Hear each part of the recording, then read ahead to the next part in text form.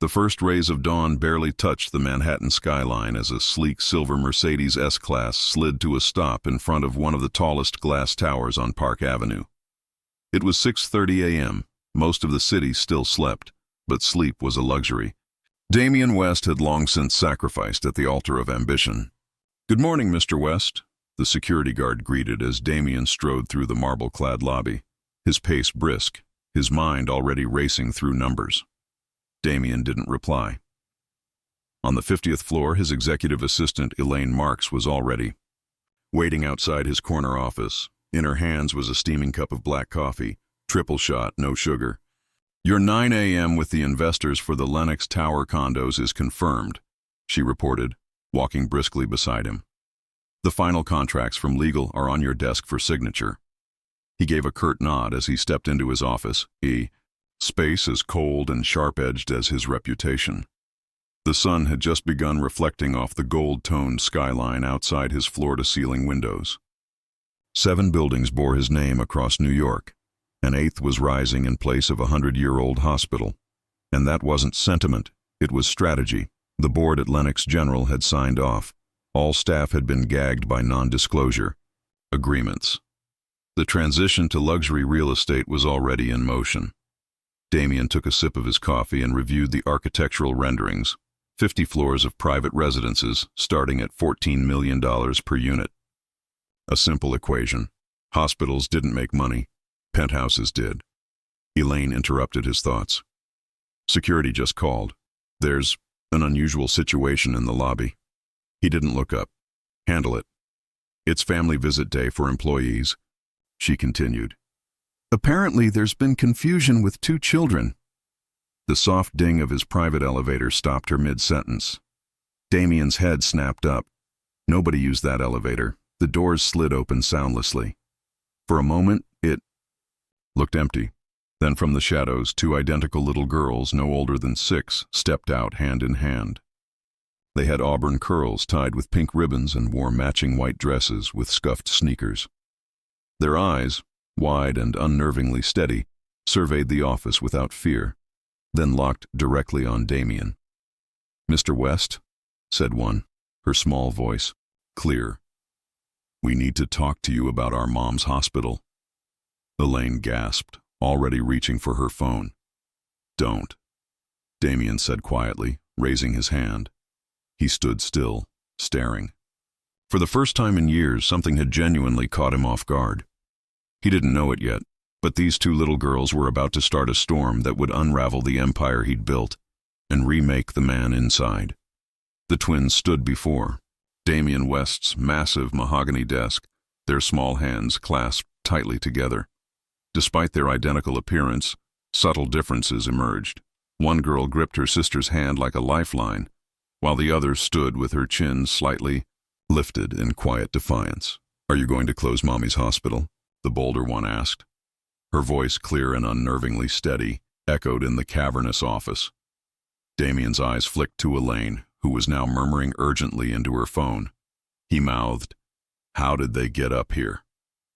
The speakerphone on her desk came, alive with static. "Sir, I'm so sorry," came the strained voice of Officer Diaz from downstairs. "They told the lobby staff they were your nieces. It's family visit day and, well, they were very convincing." Damian looked back at the 2 girls. Their dresses were clean, but not expensive. The pink ribbons in their hair were slightly frayed. They were clearly not from the world he usually inhabited. "What are your names?" he asked, his voice softer than he'd intended. "I'm Sophie," said the one who had spoken first. "And this is Sadie." Sadie, the quieter twin, reached into a small pink backpack and pulled out a folded piece of construction paper. She walked forward with a solemn expression and gently placed it on Damian's desk. He hesitated, then unfolded it. A child's drawing stared back at him. A woman lay in a hospital bed, her face pale, thin, but smiling. Multicolored lines, carefully drawn IVs, snaked into her arms from cartoonish machines in blue and green. He turned the page over. In large, blocky crayon letters, "Our mommy is very sick. They said the medicine costs too much. Please don't close her hospital. We can help clean your office if it helps." Something shifted inside Damien. It hit without warning. Raw, unfiltered, emotion. "Our mommy is a nurse," Sadie said softly, stepping closer. "She helps people get better, but now she's the one who's sick." "She works really hard," Sophie added. "Sometimes double shifts, just so we can have pizza on Fridays." Damien stared at the two of them. He hadn't been this speechless since he was a child, since he had been in their exact shoes. "Mr. West," Elaine whispered, "the board is on the conference line and security is—" "Cancel the call," he said sharply, "and tell security to stand down." Elaine froze, stunned. In 15 years, she had never, ever heard him cancel a board meeting.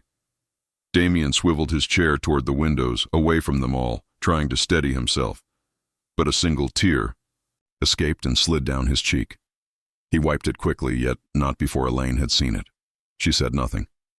She didn't dare. A buried memory had ambushed him. Himself, at age 7, standing beside a hospital bed. His mother hooked up to machines, his father arguing with a doctor about the cost of treatments. He turned back to the twins. Their blue eyes didn't blink. They stared at him, waiting. For the first time in decades, Damien West remembered what it felt like to be powerless. "Tell me about your mother," he said quietly. "I want to know everything." "Your mom works at Lennox General?" Damien asked, his tone gentler than anyone in the office had ever heard. Sophie nodded quickly. "She's been there 8 years. She helps people with cancer." "In the oncology department," Sadie added, pronouncing the word slowly, like she'd practiced it. Her voice was soft, but sure. Damien leaned back in his chair. His mind pieced things together fast. The oncology wing was scheduled for complete shutdown next quarter, first to go in the hospital-to-condo transition. High cost, low return. A spreadsheet had made that decision. Simple, clean, efficient, until— "Now, how did you know I was going to close the hospital?" he asked. The girls exchanged a look. It was the kind of silent exchange only twins could pull off, a full conversation in a glance. "We heard some doctors talking," Sadie finally said. "They said the man in the glass tower was going to—" "Shut it down," Sophie jumped in. "But Mommy doesn't know we know. She thinks we're at Aunt Kayla's." "But Aunt Kayla had to work," Sadie explained. "So we came here instead. Mommy always says, talk to people, not about them," Sophie added. "So, we came to talk to you." Damien blinked. Slowly. The words, the sincerity. It cracked something inside him. "How old are you two?" "6, they answered together, proudly holding up 6 little fingers each. 6, the exact age he had been when his own mother was diagnosed. 7 when she died. The coincidence hit him like a gut punch. A sick mother, 2 daughters, an oncology ward. The same hopeless eyes he'd once seen in the mirror. "Mr. West," Elaine called gently from the doorway, clearly uncertain. "Your 10R is here, and Mr. Salinger wants an update on the hospital deal." Damien turned his eyes toward the renderings on his desk. 50 floors of wealth where people like these girls would never walk. A penthouse worth $30 million that would rise over the ashes of a hospital. He looked back at Sophie and Sadie, and, for the first time in his life, he didn't see the numbers. He saw himself, a child holding his father's cold hand at a funeral, wondering why money mattered more than the woman who'd sung him lullabies. "Cancel everything," he said, standing suddenly. Elaine's eyes widened. "Everything, sir?" "Yes. The next 48 hours. No meetings, no calls." He stepped around his desk and crouched to meet the twins at eye level. Something he hadn't done for another human being in over a decade. "Would you like to take me to see your mother?" Sophie's face lit up like sunrise. "Yes, she's in room 412. "That's the 4th floor," Sadie added. "I know where the 4th floor is," Damien said with the hint of a smile. "I own the building, remember?" Sadie tilted her head and stared at him. Really stared. "Are you going to help our mommy?" Damien looked into those searching blue eyes. They cut through everything he'd ever built, all the marble, glass, steel, and armor. "I'm going to try," he said quietly. It was the first promise he'd made in years, without calculating what it would cost. Damien West guided the twins toward the private elevator, their tiny footsteps echoing in the silence of the executive floor. As the doors slid shut behind them, Elaine stood motionless, holding out his coat with a bewildered expression. "Should I cancel tomorrow as well?" she asked in a quiet voice, still recovering from what she'd just witnessed.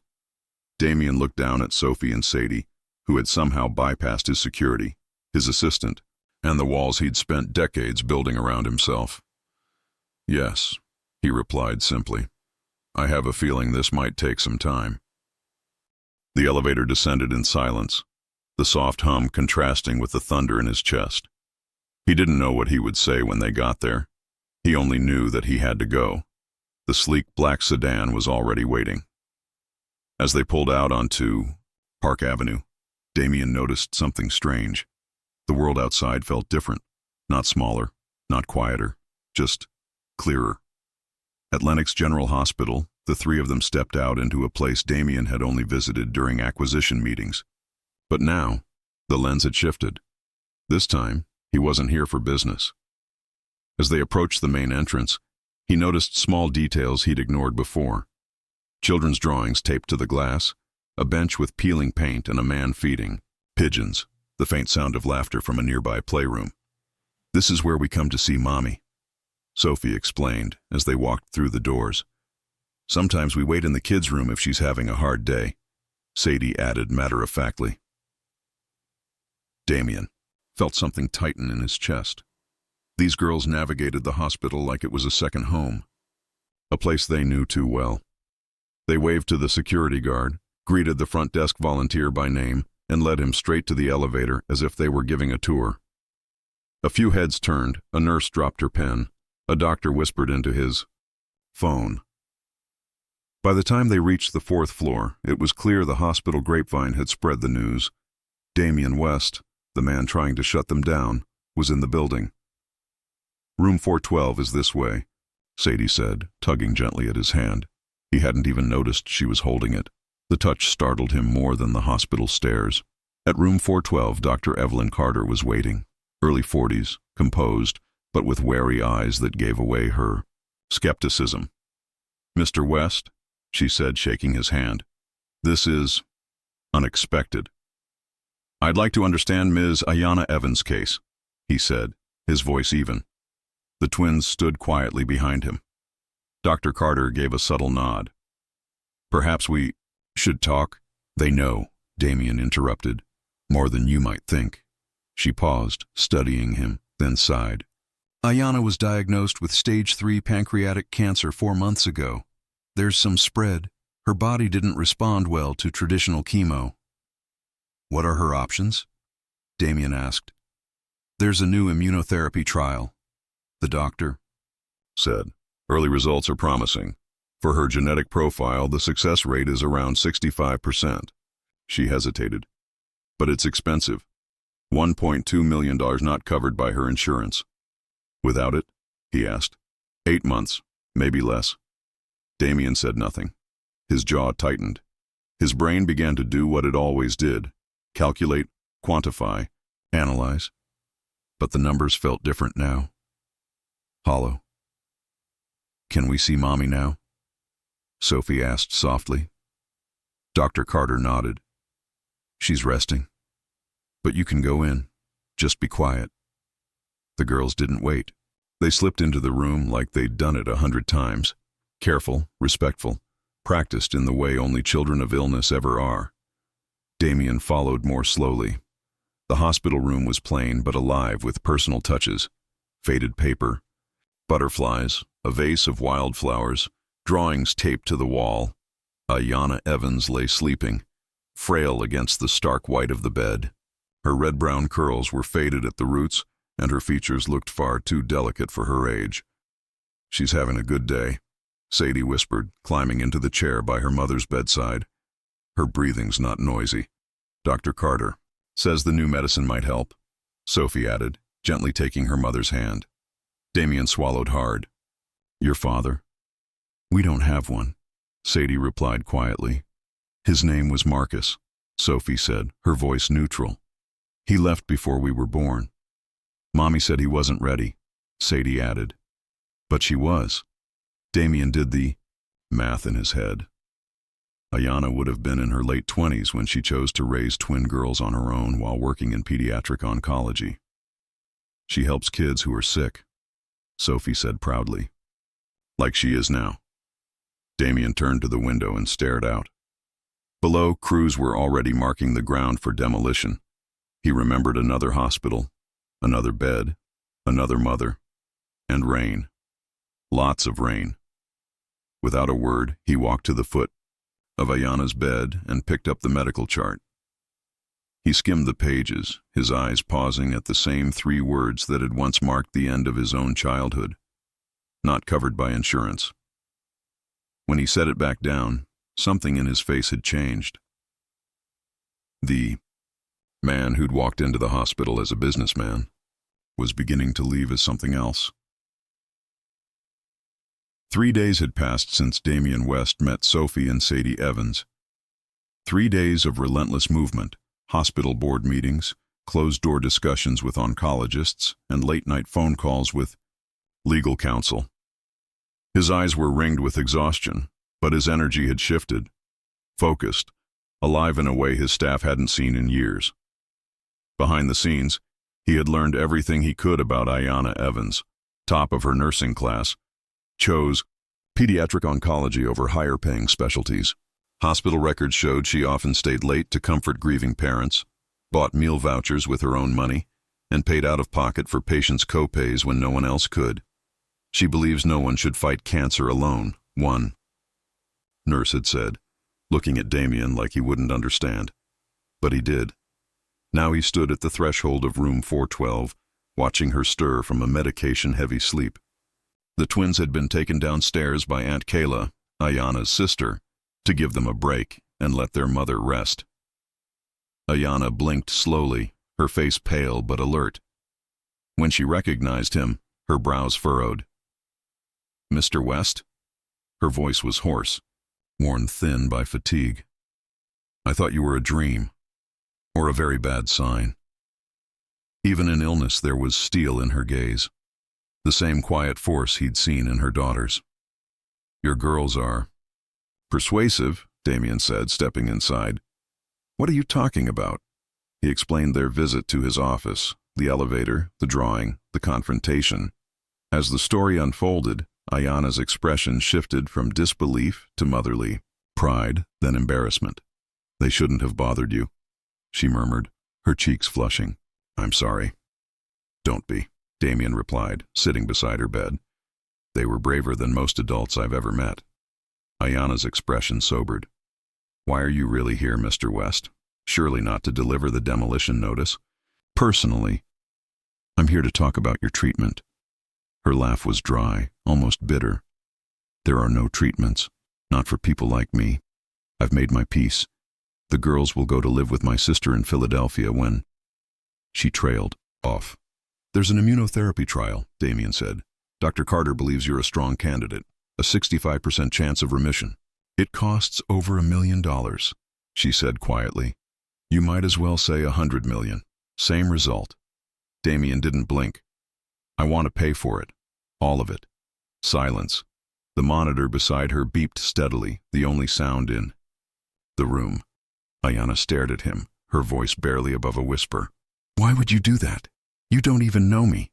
"Consider it an investment." Her jaw tightened. "I don't need charity, Mr. West, especially not from the man trying to erase the one place that's helped me provide for my family." "This isn't charity," Damien said, leaning forward. "It's a second chance, one my mother never got." He hadn't meant to say it, but it was out. Ayanna's eyes narrowed. "Your mother?" He nodded. "Cancer. I was 7. The experimental treatment might have helped her, but my father refused, said it would put our future at risk. He adjusted his tie. A reflex. A leftover twitch from childhood discomfort. I'm in a position now to make different decisions." Ayanna turned her face away, blinking fast. "It's not just the treatment," she whispered. "It's the job, the girls, the future. Even if it works, I still have my pride. Pride won't raise your daughters, Damien said gently. Trust me. I've lived with pride, and only pride, for decades. It's cold company. They sat in silence. Two strangers, bound not by history, but by something deeper. Loss, fear, and the fragile spark of something that might become hope. After a long pause, Ayanna asked, "And the hospital? Are you still shutting it down?" Damien stood and walked to the window. Below, the demolition flags were still visible on the ground. The entire future of the institution, and perhaps her life, hung in the balance. "One battle at a time," he said. "Right now we focus on your treatment." She looked at him, hesitation warring with vulnerability. "The treatment begins tomorrow," he said quietly. "Unless you tell me not to make the arrangements." Ayanna's eyes shimmered with unshed tears. "For my daughters," she whispered. "Only for them." Damien nodded. "For your daughters," he agreed. As he left the room, his legal team was waiting down the hall with documents in hand. The top page read, "Memorandum. Indefinite suspension. Lenox Hospital Redevelopment Project." He signed it without hesitation. And for the first time in his career, Damien West made a decision his shareholders couldn't measure. And he didn't regret it for a second. Over the next 2 weeks, Damien West's world shifted in ways no analyst could. Chart on a graph. The whispers started immediately. At first, it was the staff in his high-rise office tower. Whispers about missed meetings, delayed approvals, and sudden rescheduling. Then came the news that he'd suspended the Lenox Tower development, the company's most lucrative real estate venture in a decade. His senior team was rattled. Elaine, his ever-efficient assistant, now found herself redirecting phone calls from major investors to voicemail. Damien's office, once a shrine to control and order, had become something else entirely. It now had a children's drawing, professionally framed, on the wall behind his desk. The drawing, the one Sophie and Sadie Evans had handed him, scrawled in crayon with hope and desperation. It had changed everything. Damien had started spending his afternoons at Lenox General Hospital, sitting quietly in the pediatric waiting room while Ayanna underwent the early rounds of immunotherapy. The girls, dressed in their mismatched outfits and sneakers, waited beside him like old friends. They read books, played card games. He even brought a chess set. "You can't move that one there," Damien corrected gently as Sophie advanced her knight. "Why not?" she asked, frowning. "It jumps." "Exactly. Over pieces," he replied, "but only in an L shape."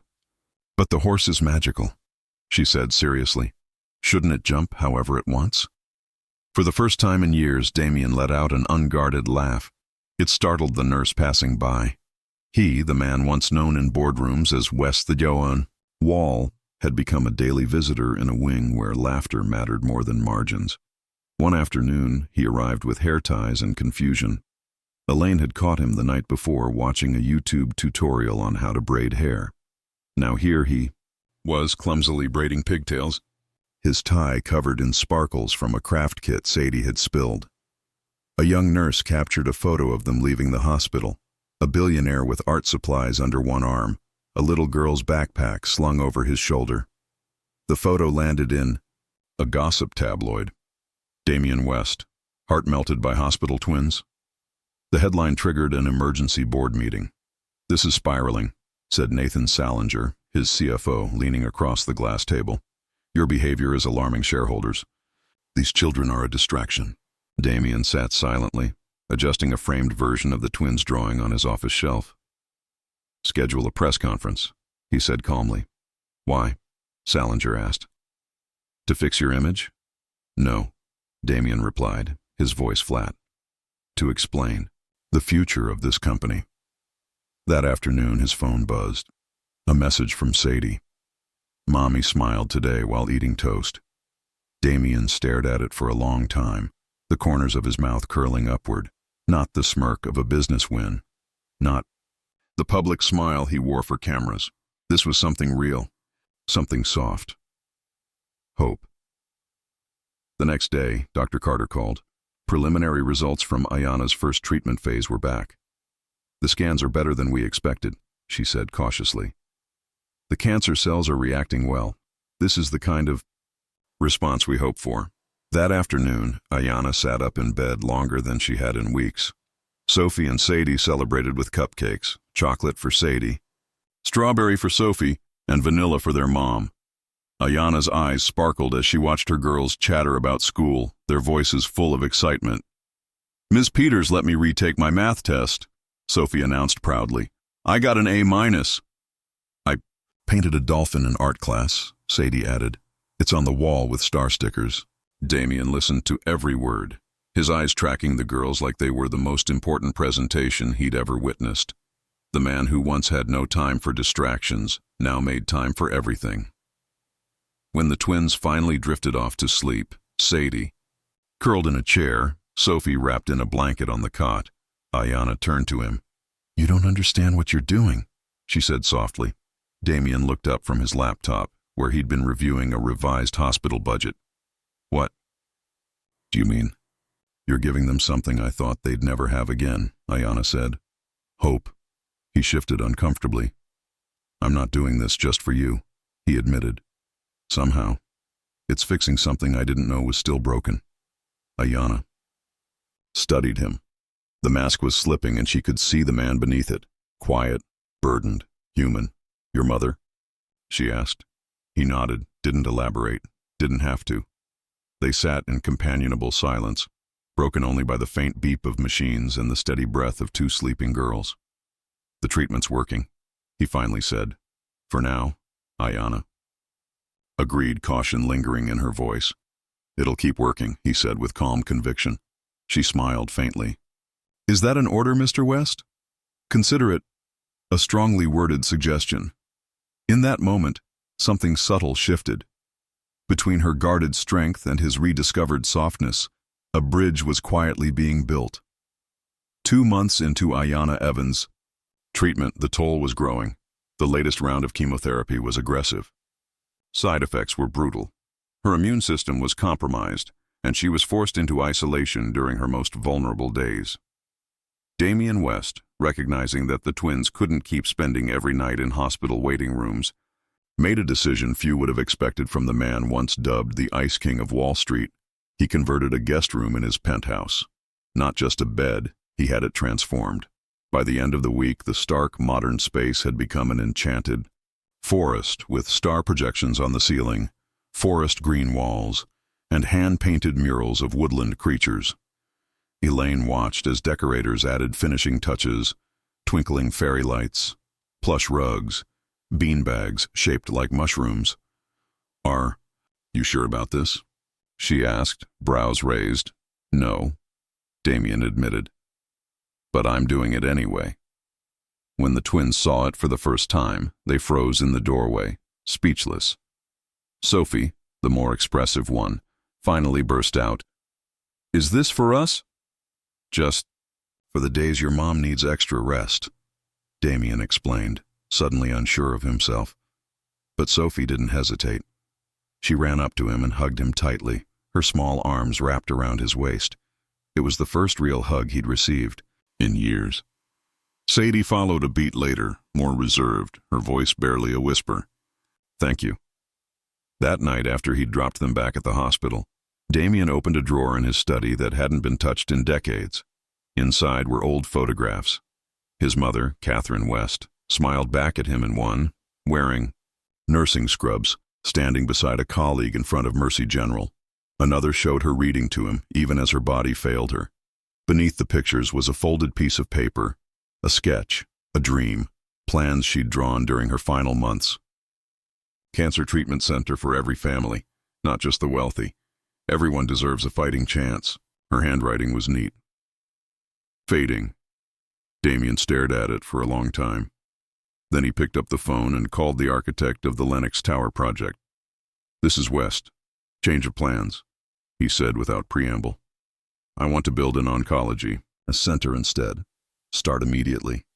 "But sir," the architect stammered, "the condo approvals are in. The investors, I'll handle them. This is non-negotiable." After ending the call, Damien framed one of his mother's photos and placed it on his desk. Tomorrow, he would help Sophie and Sadie choose a picture of their mom. The two photos, Catherine West and Ayanna Evans, would sit side by side, a bridge across decades, a beginning. 3 months into Ayanna's immunotherapy, an unexpected complication hit, a severe infection, emergency surgery. Dr. Carter's face was grave when she updated Damien. Outside the recovery room, she made it through surgery, but the next 48 hours are critical. Through the glass, he could see Sophie and Sadie beside their mother's bed, coloring quietly. Their tiny frames looked even smaller in the sterile white room. "What do I tell them?" he asked. Dr. Carter gave a weary sigh. "The truth, but give them hope. They're stronger than most adults I know." "They shouldn't have to be," Damien replied. That day he canceled his keynote speech at the Global Financial Summit in Tokyo, an event he hadn't missed in 15 years. His phone buzzed non-stop. Texts, emails, shareholder alerts. Elaine brought in reports showing Blackwood West Holdings down 7% in after-hours trading. "Let it fall," Damien said, barely looking up from Where the Wild Things Are, which he was reading aloud to Sophie, for the third time that day while Sadie quietly sketched. His CFO, Nathan Salinger, called twice. Damien answered the first time, ignored the second, disconnected on the third. He was too busy inventing bedtime stories about warrior princesses who conquered fear, not with swords, but with kindness. That night, after Ayanna was wheeled into surgery, Damien took the girls back to the penthouse. They ate their favorite pizza, pepperoni for Sophie, cheese with green peppers for Sadie. He helped them brush their teeth, tucked them into the enchanted forest room, and read them one more story. Only after they had fallen asleep did he allow himself to break. Standing alone in the quiet of his glass-walled penthouse, the city glittering below, Damien pressed his forehead against the cool glass. 52 stories down, construction workers labored through the night, laying the foundation for the Catherine West Oncology Center. He stared at the lights below, but he wasn't thinking about steel or glass or money. He was thinking about the 2 little girls sleeping just down the hall, and the woman fighting for her life in a hospital bed. No hostile takeover, no billion-dollar deal had ever made him feel this afraid. For the first time in his life, Damien West, CEO, power broker, empire builder, was completely helpless. 4 months had passed since Sophie and Sadie Evans first walked into Damien West's office and changed his life.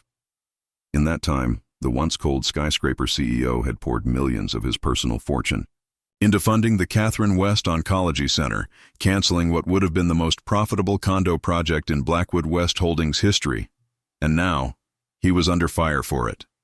The boardroom was packed, tension so thick it muffled the air. The long mahogany table gleamed under sterile lighting, but no one was looking at the furniture. They were looking at Nathan Salinger, CFO, who stood at the head of the room pointing at a large screen. The Oncology Center will generate an annual operating loss of approximately $15 million, he said. That's after a $250 million write-off from halting the Lenox Tower project. He turned slowly to face the board. Mr. West has also personally authorized over $3 million in experimental treatment for a single patient and donated $5 million to pediatric cancer research, all while spending substantial time away from company operations. Another slide. This time, stock performance. It showed a slow, steady decline since Damien's change in behavior. Shareholders are concerned, Salinger said plainly. Some have suggested Mr. West take a temporary leave of absence to address what they're calling an emotional disruption. Damien didn't flinch. He stood slowly, walked to the wall lined with plaques, awards, and commendations, tokens of corporate glory spanning 2 decades. From among them, he removed a simple black frame. His father's founding mission statement. Dated 1985, Blackwood West Holdings exists to create exceptional value through strategic development and innovation. He held it up. My father wrote this when he launched this company from a single office in Midtown. I've followed it for over 20 years, and for most of that time I defined value in numbers, buildings, acquisitions, return on investment. He set the frame down and pulled something else from his suit pocket. the twins' original drawing, now carefully preserved in glass.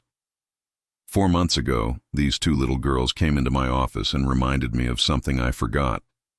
Value isn't only financial.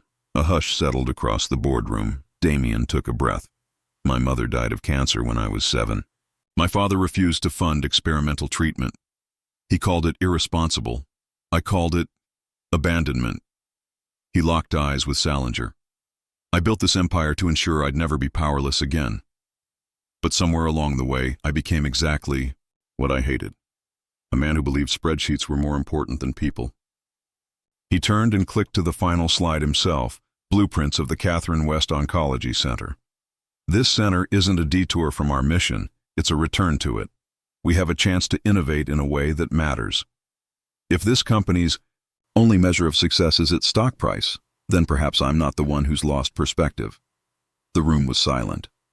I propose we vote, he said, not on whether the numbers make sense, but on what kind of company we want to be. Ballots were distributed. 10 minutes passed.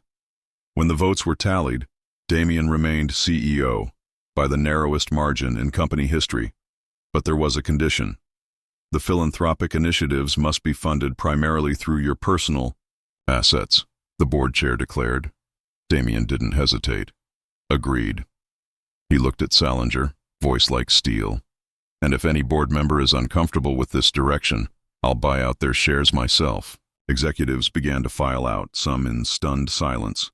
Damien remained at the table, staring at the drawing of a hospital bed, 2 smiling girls, and a mother who looked suspiciously like Ayanna Evans. In the corner of the paper, the note was still visible, almost hidden beneath the colors. Mommy says you look sad like us. Maybe we can be less sad together. He exhaled slowly. This fight had cost him millions, and it was worth every cent. 6 months into her treatment, Ayanna Evans had reached a critical milestone. Her latest scans showed a 70% reduction in tumor markers. It was the best news Dr. Carter had delivered since this journey began. Though she cautioned that the fight wasn't over, the word remission had finally entered the conversation. Coincidentally, this new hope arrived just in time for another important event. Sophie and Sadie's 7th birthday, to celebrate Damien. West organized something special. A small party in the newly built therapeutic garden at the Catherine West Oncology Center, which was still under construction but usable for the occasion. The space had once been a neglected courtyard. Now it was transformed into a tranquil oasis. Potted trees, climbing vines, bursts of daffodils and tulips, soft benches shaded by a pergola draped in fairy lights, all arranged under the supervision of a man once known only for skyscrapers and spreadsheets. When Ayanna arrived in a wheelchair, escorted by a nurse, she gasped. It wasn't just beautiful. It was personal. The garden reflected her daughters, joyful, wild, and resilient. This is, Ayanna whispered, eyes watering as she took in the balloons, streamers, and modest table of presents. Welcome to your daughter's birthday, Damien said with a smile. The twins came racing into the garden with their school backpacks still, bouncing behind them, having arrived directly from their half-day classes. Is this all for us? Sophie exclaimed, spinning around. Yes, Damien replied. Happy birthday. There was no media, no photos, no spectacle, just the people who mattered. Dr. Carter stopped by, along with a few nurses who had grown attached to the girls. Even Elaine made an appearance, handing over handmade birthday cards signed by nearly every employee at Blackwood West Holdings. Ayanna had saved what little energy she had for this day. Wrapped in soft blankets, her face thinner but glowing with life, she handed the girls 2 carefully wrapped packages, used books, worn covers, faded pages, and more meaning than any gadget ever could. I know they're not much, she said softly. They're perfect, Sadie whispered, running her hands over the secret garden like it was gold. This one smells like a library. Sophie giggled, hugging a wrinkle in time to her chest. Damien had struggled with what to give them, something heartfelt but not excessive. In the end, he chose a handcrafted wooden chess set for Sophie, carved by a local artisan, a professional art kit for Sadie, complete with a portable case bearing her initials. The girls squealed with excitement, hugging him with unfiltered gratitude. Then came the cake. Strawberry, chocolate, and vanilla, one slice for each of them, including their mom. When it came time to blow out the candles, Ayanna rolled her chair closer to the table. "Make a wish," she said, smiling with a clarity that came not from medication, but from something stronger. Hope. The twins closed their eyes. Their expressions turned serious as they whispered their silent wishes. Then, they blew out the candles, together.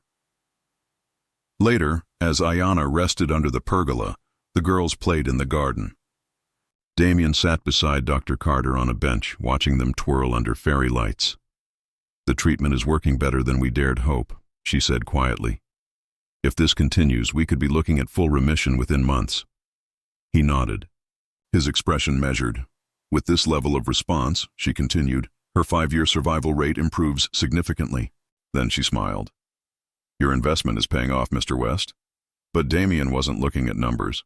He was watching Sophie chase butterflies and Sadie kneel to examine a dandelion. These girls had once walked into his office asking him not to shut down their mother's hospital. Now they danced in a garden that hadn't existed 6 months ago, one built because of them. Before they left, the girls handed him one last gift, a framed drawing. It showed 4 figures, Sophie, Sadie, Ayanna, and Damien, standing beneath a sunny sky, holding hands. At the bottom it read, "Our family."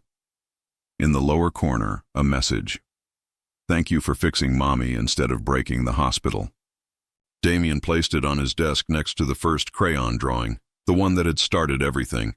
He looked at the two side by side, and for the first time he realized he had been trying to save them. But somewhere along the way, they had saved him. 7 months into Ayanna Evans's treatment, her health had taken a remarkable turn. The word remission was now spoken with cautious optimism, and Dr. Carter confirmed that her tumor markers were nearly undetectable. Her strength returned. Slowly, enough for daily walks, reading with her daughters, and on occasion, sharing tea on a garden bench with Damien West. One crisp autumn afternoon, Ayanna and Damien sat under a Japanese maple tree in the therapeutic garden. Crimson leaves drifted lazily through the air. The twins were inside with a tutor, catching up on schoolwork. Ayanna turned to him. "Why did you really help us?" Damien looked straight ahead, his expression unreadable. "I know what you said at the board meeting, and what you told the hospital team. But what's the real reason?" He hesitated. She waited. Then finally he answered. "My mother was a nurse. Her name was Catherine West. Oncology, like you. Mercy. General." Ayanna said nothing, just listened. "She was diagnosed when I was 7. Stage 3 breast cancer. There were experimental treatments, but my father said they were too expensive. He called it reckless." He paused. "She died within the year, and after that, we never said her name again." Ayanna's eyes softened. "I built an empire so I'd never feel helpless again. I succeeded. But in the process, I became a man she wouldn't recognize. Cold, calculated, detached. And then 2 little girls walked into your office," she said. He nodded, "and reminded me of who I could have been." They sat in silence, the kind that doesn't demand to be filled. When they rose to return to her room, Ayanna paused beside the flower bed. "You know," she said quietly, "your mother would be proud of you, not for the buildings, but for this, for becoming the man she hoped you'd grow into." Damien didn't respond, but his eyes, always so guarded, were wet with something unspoken. 8 months in, with Ayanna steadily recovering, Damien began working on a secret project with the twins. In the corner of his office, a small children's desk had been set up. There, Sophie and Sadie huddled with him over blueprints sprawled across the conference table. "What if Mommy's room had windows facing the ocean?" Sophie asked, drawing circles in the margins. "So she can see dolphins when she wakes up," Sadie added. "Great suggestion," Damien said, making notes. The plans were for a seaside property in Rhode Island, one he'd bought years ago and forgotten. Now it was being reimagined, by them, a place of rest. A home. With every change to the blueprint, he was building something more than just walls. He was building a future. "What color should we paint the bedrooms?" he asked. "Blue," Sadie said, thoughtful. "Like the sky when it's happy." Meanwhile, Damien worked with his legal team on a trust fund for the girls and a partial property transfer for Ayanna, structured to protect her benefits while securing their long-term future. "Are you sure about this, sir?" his attorney asked. "Yes," Damien replied. "For the first time in my life, I'm not calculating ROI. I'm just doing what feels right." One afternoon, as Sadie taught Elaine how to draw unicorns and Sophie beat a confused intern in chess, Sadie asked him a quiet question. "Mr. Damien, when Mommy gets all better, will we still see you?" He blinked. He hadn't thought about that. "Would you want to?" he asked carefully. The girls exchanged their signature silent glance, and entire conversation in a flicker. "Yes," Sadie said simply. "You're our friend now. You braid our hair and read all the voices right," Sophie added. "And you really need help picking better ties," she finished, giggling and pointing at his plain navy one.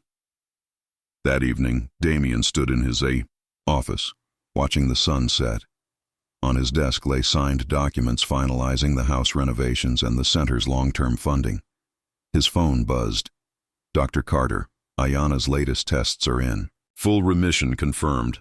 9 months after the twins walked into Damien's office, the four of them drove up the winding coastal road to Rhode Island.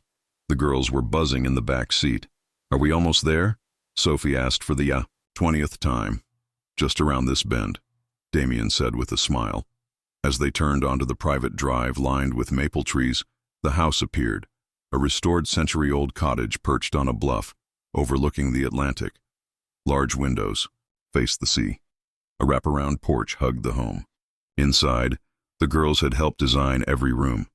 "This is even better than the pictures," Ayanna whispered, stepping out with Damien's help. Inside, light danced across sea-colored walls. In the master bedroom, floor-to-ceiling windows looked directly out over the waves. Sophie flung open a drawer. "Even the pillows are ours. And Mommy's tub faces the ocean," Sadie shouted from the bathroom. Outside, a winding path led to a private beach and the beginnings of a garden. Roses, lilies, and soft patches of green for running barefoot.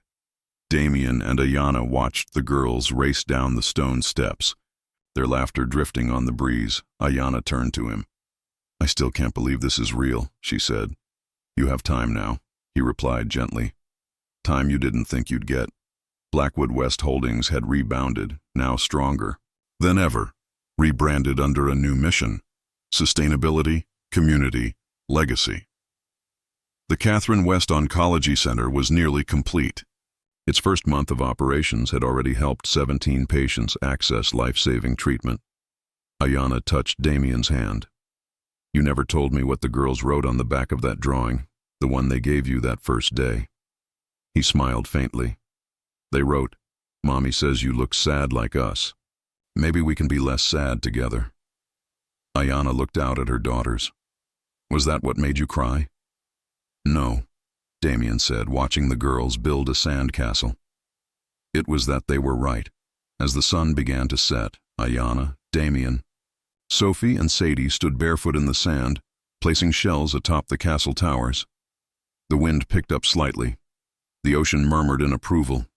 They were not bound by blood, but by choice, by circumstance, by the act of showing up for one another, and that made them a family, a real one. The waves would one day wash away the sandcastle. Time would bring change. But for now, for this golden moment, they had built something beautiful. Together.